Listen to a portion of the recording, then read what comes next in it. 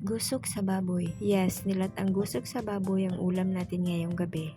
So halingan na natog kayo dahil nibutang ang dako nga kaldero. Pagkahuman ilunod ang gusok nga isa ka kilo pahubsan kadyo taron mawalang baho ug mo soft siya pag-ayo. Dayon butangan na siya og tubig balig usa ka baril tabunan unya huwaton mo bukal. So habang hinihintay natin kumulo, eto at hinahanda na natin yung mga ingredients. Tulad ng sibuyas, pechay, repolyo, gabi, corn, sili at kalabasa. Nasa sa inyo din kung ano pa yung mga ingredients na gusto nyong ilagay. Eto at kukunin natin yung mga bulak-bulak. So pag kumulo na siya, una mo ilagay yung mga hard ingredients. Una yung gabi, yung corn, yung kalabasa, tapos panghuling part yung repolyo, yung pechay, yung sibuyas, tapos timplahan mo na salt and seasoning, tapos intay lang ng ilang minuto para maluto. So ito na yon, naluto na. Ang sarap, diba? So ganun lang kasimple magluto ng gusok ng baboy. Uy, ang sarap ng sabaw, promise. Shoutout sa'yo, Kuya Josh. Nagugutom na talaga ako. Tapos parisan og sinugba nga buwad, agkuy.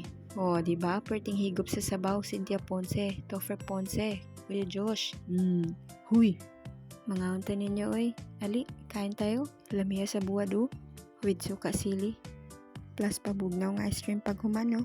Mga unta.